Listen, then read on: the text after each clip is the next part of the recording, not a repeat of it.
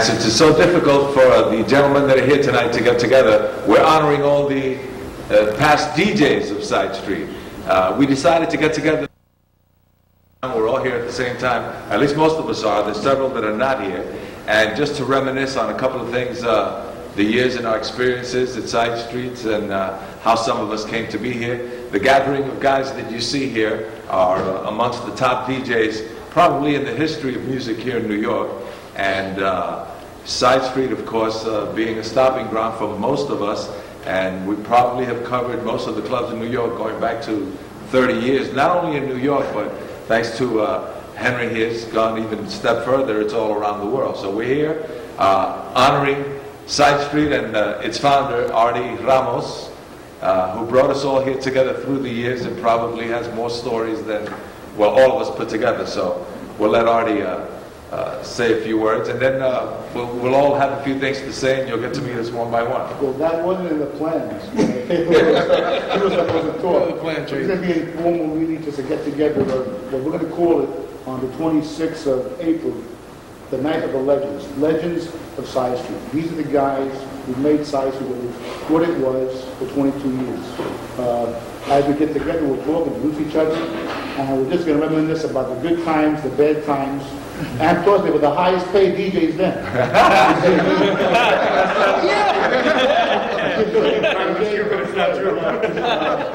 And we have guys here from all walks of life. You know, Mickey Melendez was a radio DJ, and Bobby said before you stay the radio DJ. You actually promoted me to manager to get me out of the DJ booth. From radio, Bobby Corrections, George, a photographer. Another cop over here, right, Jose? Sammy, what do you do? A pet shop, or what do you do before? I'm in the pet industry right now. Who? Pet industry. What do you pet? Pet shop industry. Yeah, so again, we're just here to have a good time and enjoy it and reminisce.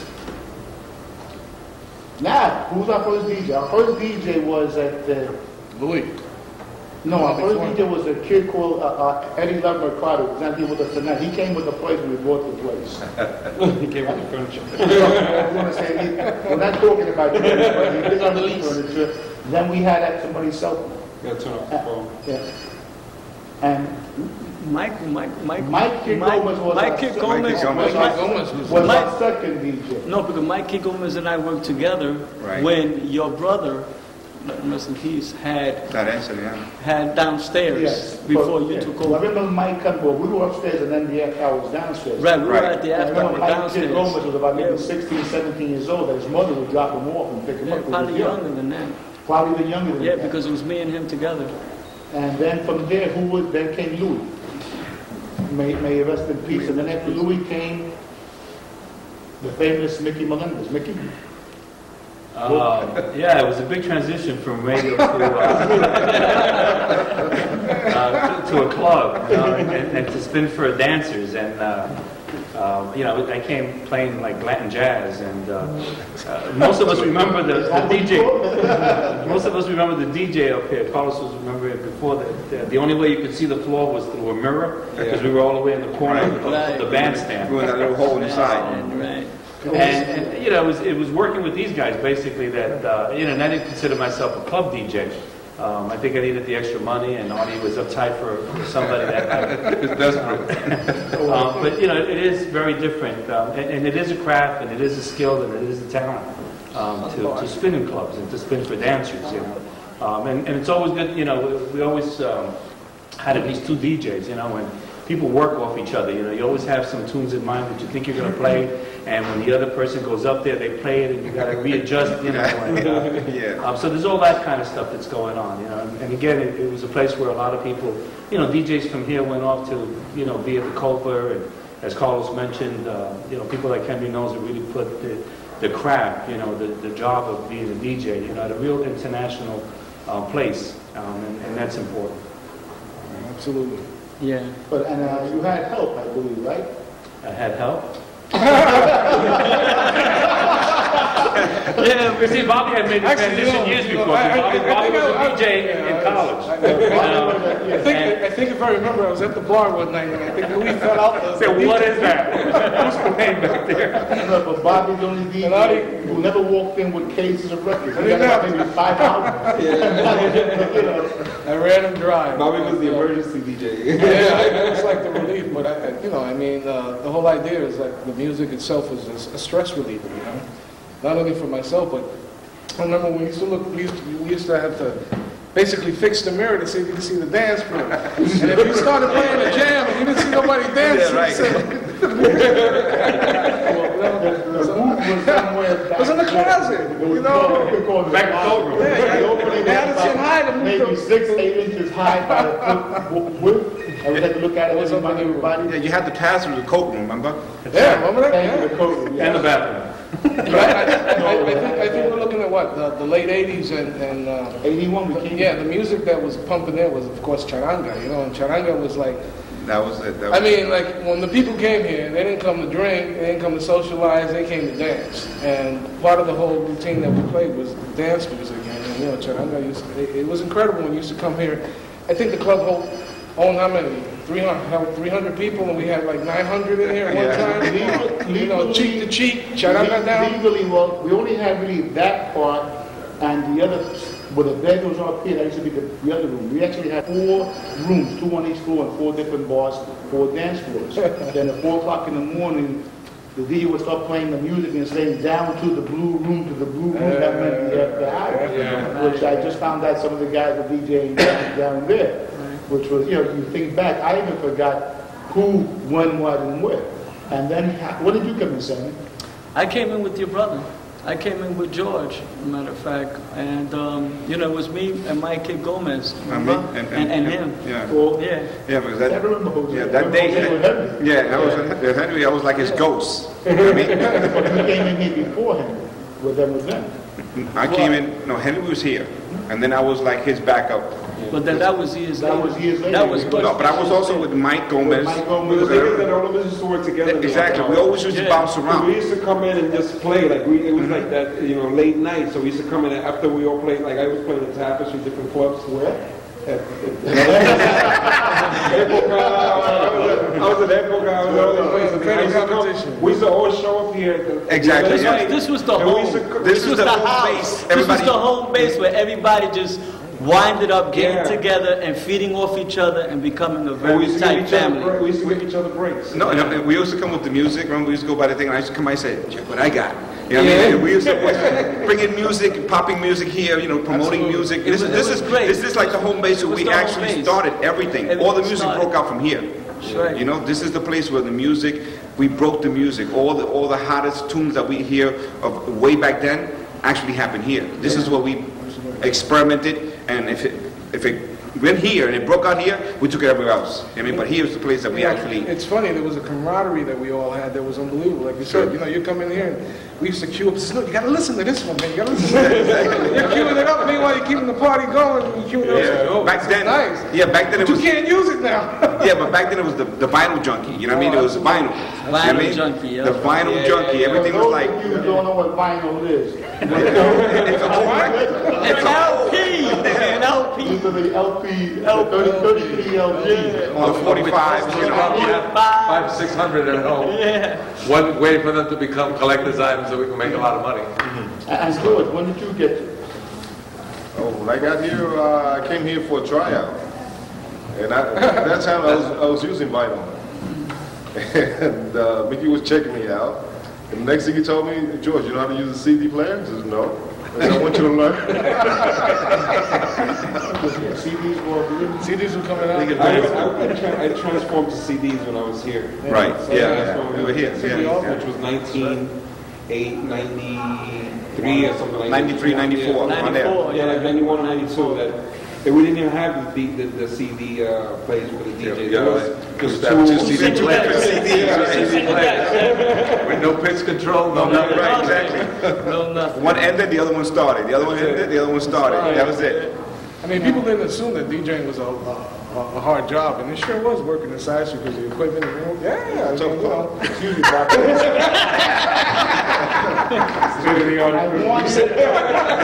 you saying that Sidestreet didn't have CD state player, of man. the art? First of all, you have Bobby to just you said have to DJ Sidestreet didn't have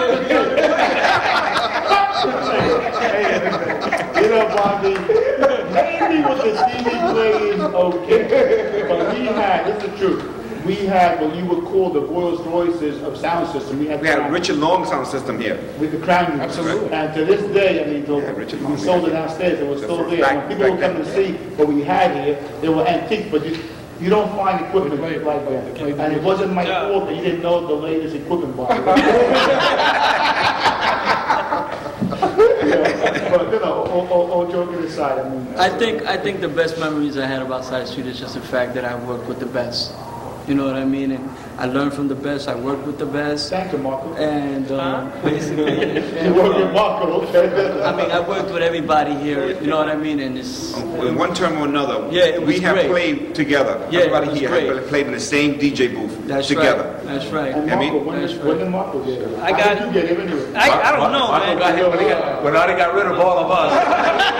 Yeah, the little guy got rid of us all. When Artie got tired of us, he said, "Let me get some young blood." I came in here in '93. My cousin George had his college graduation party up here in Medina. And we had his party up here, and I spun. And about a week later, Artie contacted me, asked me if I felt like coming in for an audition. I started up here doing English before anything else. Kind of brought a different type of flavor than what was being played downstairs. I was more into I was into my Latin music, but like everybody knows, I was also into the hip hop, the R&B and stuff, and the reggae. And we kind of got that crowd fused in with the Latin stuff. Absolutely. And then from there, it just went on. George, I think, came in a couple of weeks after me. David Salas was here before me. But you forgot to mention, you told me I'll play for half. Play for half? DJ.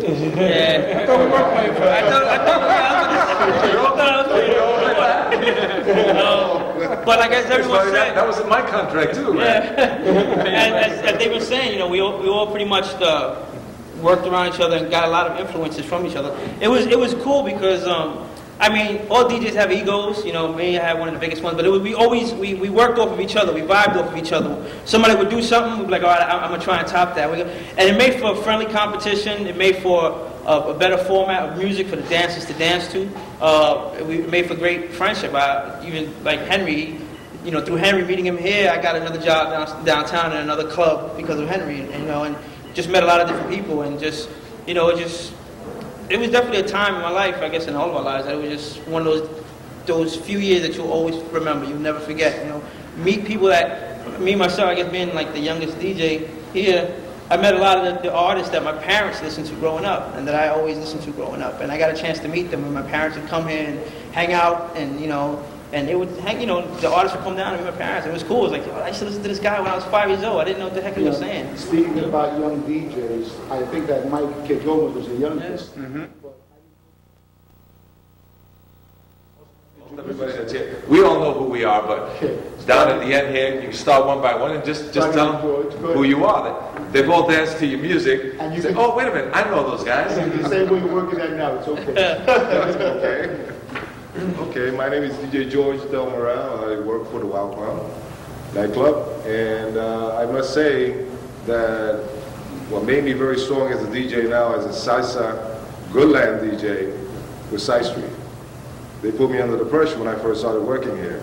A lot of pressure, huh? A lot of pressure. So I had to put myself together and show Artie Ramos that I can do the job, and I can continue doing the job, and that's what made me as good as I am now. You got your job back, George, it's okay. So, other than that, you know, when you mention about sound man, they gave me the luxury at the Wild Palm when they first hired me. They said, George, we want you just as a DJ. We'll hire you except the sound man. And I said, okay, yeah, I'll live with that. Jose? Well, my name is Jose Flores. I've been doing it now going on 27 years now. Been playing, right now I'm basically doing my own business. I got my own entertainment service. Bounce around from club to club whenever they hire me. Like I said, I've worked with all these guys. I've played with them. I mean, Sammy, I mean, Henry, all these guys. You know, they're all great DJs. And when it came way back when we first started, it was a thing with when we bought music.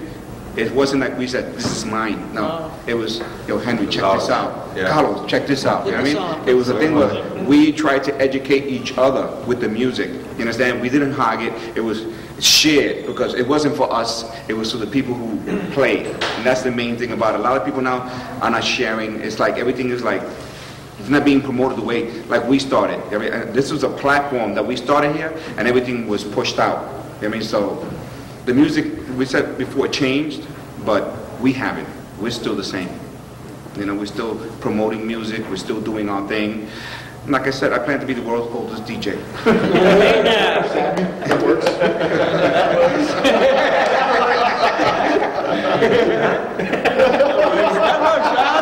Hey, George, George is gonna beat you to the punch, man. Sorry, George. George, you're fine. That's right. I just completed my 50th birthday, so. Oh, right. Oh, man, you are old, brother. God bless. God bless. They're all the people around. They're all the people. Well, my name is DJ Sammy. I'm formerly from the Wild Palm, and I'm no longer playing. I own now my own business. I have 2 pet shops. I'm in the pet industry now. But I'm still, somewhere or another, I'm still in the game, and I'm still out there when needed. And it just feels good to be here among the best. And not only that, these are good friends of mine, and it was a pleasure going through 25 years or 26 years, whatever it is of my life, with guys like this, and it's really nice being here, seeing you guys again. God bless you all. My name is Mark Martinez, aka DJ Marco Polo. I was here from 93 to 98. Right now I'm not doing clubs too much. I own an entertainment consulting company called Infinite Systems and Entertainment. Also in a recording studio with my partner Amiri called Zion Studios, and I'm an electrical engineer. And still spinning more private parties and clubs. But you know, like everyone else here, when the call comes, you know, I'm ready to come back and help out. One of the great things that will always stick with me about Side Street is two summers ago, Artie had his Labor Day spectacular again. He had the outside and the stage and everything. And they gave me a call. I came by here a couple of weeks prior to that, asked me if I was interested in DJing, and I came by and spun and met my wife here. You know, it was that was good. You know, that was a good thing. Wait, Marco, you met your wife here? You didn't know she was going to be here? No. Well, no. Gordy and I go back, 20 years. Artie's a good friend of her mother and family. Artie's like family with them. And she was just here hanging out. And we just bumped into each other, exchanged numbers. And a year later, we got married. Man. So, you owe me, buddy. Yeah, I owe you big time, Artie. But like I said, it's great to be amongst my peers here. I look up to all of them because I think, not making jokes, but I think the youngest one out of pretty much everybody that's here. But when I came here, I was nothing. I was a little guy, you know what I mean? And just hanging out and being downstairs, especially when I started up here, I used to go downstairs and just listen to Carlos, listen to Henry, listen to them spin. And, Mickey used to influence me with great, older Cuban music and stuff like that we would listen to. And it just put a lot more flavor into what I was already offered at the time, and I think it really rounded me out a lot. So I thank you all for your influence. So, AKA Bobby Collado. Actually, I think I've been with Sidestreet late 80s. Late 80s I started. Music's always been my thing. It's been my stress reliever.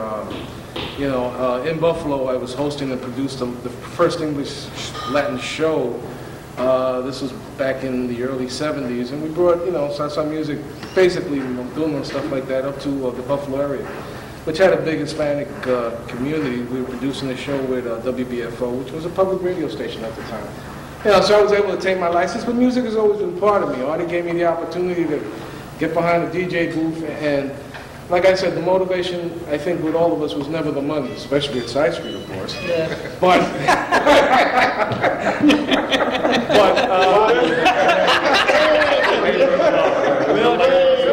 we're all trying to stay serious. No, but what I'm trying to get to the point, it was a labor of love. It was a sense of producing something that people were able to, the hours that they were here, fulfill a fantasy of relaxing, taking off their stress. And the enjoyment of providing music, especially the music that we shared. I mean, a lot of the things that came through it, people never heard of. And they would run to the DJ and say, where'd you get that? It's not out yet. And working along with, I think I've worked with everybody here on private occasions, or I'm retired from the business. I still love the music. If you're watching the show and you're probably 50 and over, I think we all have a desire to see the old school come back, the old school music, and you know, charanga and stuff of that nature. And these are the guys that produced it. I mean, in actuality, a lot of these bands owe us big time. I remember we've had Tito Nieves here. We've had a lot of bands come through promoting their records and new albums, and we played it here. And actually, the response sometimes led to which track was going to be produced on that album. Yeah, that's right. Remember that? I mean, it was unbelievable. On the little tape. Yeah, we would listen, cue it up, and say, I don't think so. I said, no, I don't think so. And then you play it, but the reaction of the people was the most thing. And like I say, if you've ever been in Sidestreet during that period, just envision the heat, the like I said, cheek to cheek. I mean, people would act literally hundreds of people dancing, and you keep them going for hours and hours. And we used to switch off and complete that task. So, like I said, it was a labor of love. It was a labor of, you know, music's always been a stress reliever, and I think we've all seen that, you know. And hopefully, you know, I know things have changed, but there's always room for, what do we call it, the old school? You know? Things always come Everything around. comes around full circle. So full circle, everything comes back. Sure. I mean, and eventually they're going to be making this new music, and people say, I really don't like that music. And it's going to go back when they start hearing the music now. I mean, like, they're utilizing a lot of the old music and a lot of shows and stuff like that. And you get the kids now, they're like, my daughter's 8, you know, and she's singing music from the 50s and the 60s because they're using that music. The new music that they're making is not, it just doesn't fit into that. You got to use that old salsa, like we put that, you know, that's what we make, you know, that cooking, that good cooking, and this place cooked. That takes us back to Carlos, the old salsa. Actually, the old salsa, which is as popular today as ever before. My name is Carlos Santiago. I've had the pleasure of working with Artie for many years, going back probably to the early 90s. I've had the pleasure of knowing most of these guys much longer than that. It's been a pleasure working with these guys, and the clubs that these guys have played in and covered, all of us together, go back to as far back as the Hipocampo and the Época. The Chico East, I mean, back. All of these, to the current top clubs around. The Copacabana is covered by DJs that work right here. The Wild Palm. Sidestreet is still going. We're still doing it once a month. Just for a reunion, Artie and I are doing that. And probably the greatest feeling I've ever had working in a club I experienced here at Sidestreet because of the camaraderie of the guys that I worked with. There were 3 or 4 DJs in the time that I was here. Henry was here, Mickey was here, Bobby was here, Carlos Franco was here, and we just got along so well. We knew each other for many years before we ever got here, and it was like a family. We shared everything, we inspired each other, and we made a lot of bands famous. And to this day, this is probably the best core of disc jockeys ever. Salsa disc jockeys, not in New York or any place else. It's been a pleasure, and I'm really glad to have been a part of this. Mickey Melendez, and I do. What radio station? Con sabor I do my spinning these days for the Board of Education, and I think it's safe there. Having been in radio and in clubs, and I think you know, some of the things that people are saying is that, you know, there was a time that you didn't have that commercial radio stations that they have now. So the places where people heard records for the first time were really in clubs. You know, the commercial stations that you have now probably came into being in the early 90s. And it was either the college non-commercial radio stations like Jorge Quintana at Florida University, Cheo Diaz at Columbia University. No.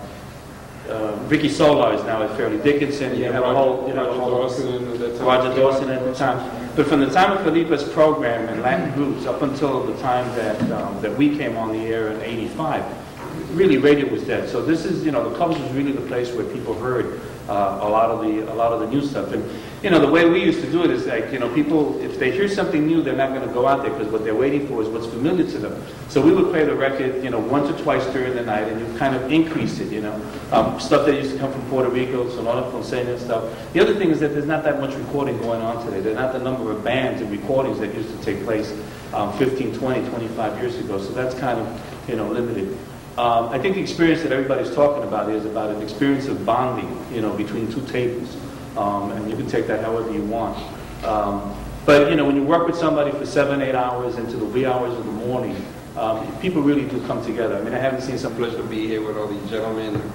I look at Side Street as one of my stepping stones in the career. Been DJing over 27 years. I started in '76. And I've had the opportunity to work in a lot of the major clubs. Even before Side Street, I had played in clubs like Ipanema, Royals 2, Chantas. Época. So, you know, there's been a lot of really good, I mean, the Bronx, that's why they call the Bronx the Condado de la Salsa. Because back in those days, we used to club hop and go from club to club. And one night, you would go to 3 different clubs. And every club had at least 3 bands, and they were all packed. You know, that's why the Bronx is the Condado de la Salsa. And I look at Side Street as one of my stepping stones in music. I mean, my earliest memory of Side Street was 1981 because I found a flyer that I had DJ'd here with Machito in Chang America. And one of the first places I played in the Bronx was Garden of Roses. Machito lived upstairs. Nice. That's right. Wow, you know, that was 1979. So there's a lot of history here.